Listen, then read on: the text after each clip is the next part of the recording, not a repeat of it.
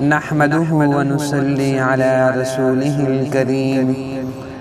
أما بعد فأعوذ بالله من الشيطان الرجيم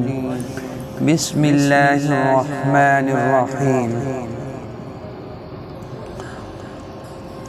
حضرت ابو ہریرہ رضی اللہ تعالی عنہ سے مروی ہے، آپ علیہ السلام نے ارشاد فرمایا،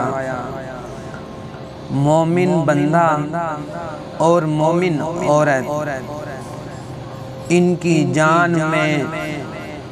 ان کی اولاد میں آزمائش آتی رہتی ہے، حتیٰ کہ وہ اپنے مولا سے جا ملتے ہیں اور اس حال میں کہ ان پر کوئی بھی گناہ نہیں رہتا، یعنی جب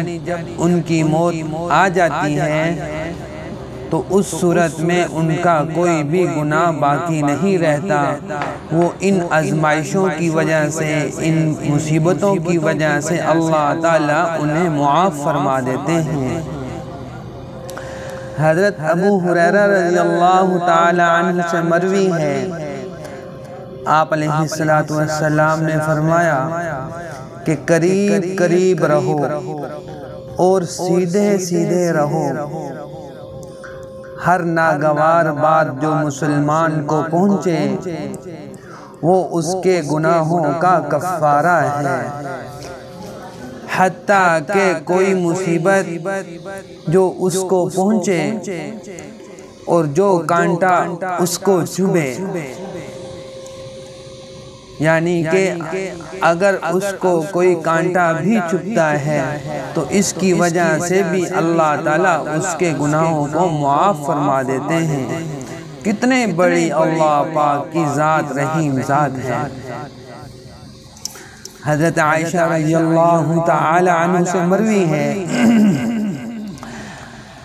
کہ حضور صلی اللہ علیہ وسلم نے ارشاد فرمایا، جو بھی مصیبت کسی مسلمان کو پہنچے، اللہ اس مصیبت کو مسلمان کے لیے گناہوں کا کفارہ بنا دیتے ہیں، حتیٰ کہ کانٹا بھی چبھے۔ آپ علیہ السلام نے ارشاد فرمایا، دنیا میں جو بھی آزمائش اور ابتلا کسی بندے پر آتی ہے وہ کسی گناہ کی وجہ سے آتی ہے، اور اللہ بہت کریم ہے اور اللہ تعالی معاف فرمانے کے لحاظ سے بہت عظیم ہے کہ اس گناہ کے بارے میں بندے سے قیامت میں سوال کریں، یعنی یہ مصیبت ان گناہوں کا کفارہ بن جاتی ہے جو اس سے سرزد ہوئے ہوتے ہیں۔ اور حضرت براء بن عازب رضی اللہ تعالی عنہ سے مروی ہے، رسول اللہ صلی اللہ علیہ وسلم نے فرمایا، پھسل کر گرنا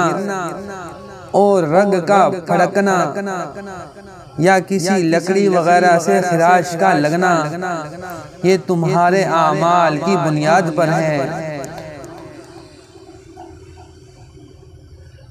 اور جو اللہ تعالیٰ معاف فرما دیتے ہیں وہ بہت زیادہ ہے۔ ایک اور حدیث میں آپ علیہ السلام نے ارشاد فرمایا، مومن مرد، مومن عورت، مسلمان مرد، مسلمان عورت جب بیمار ہو جائیں تو اللہ تعالیٰ ان کی خطا کو اس بیماری کی وجہ سے جھاڑ دیتے ہیں، یعنی کہ اللہ تعالیٰ وہ بیماری سبب بنا دیتے ہیں اس کے گناہوں کے معاف ہونے کا۔ اللہ تعالیٰ ہم لوگوں کے بھی گناہ معاف فرمائے اور اللہ تعالیٰ ہمیں اپنے احکام پر چلنے کی توفیق عطا فرمائے۔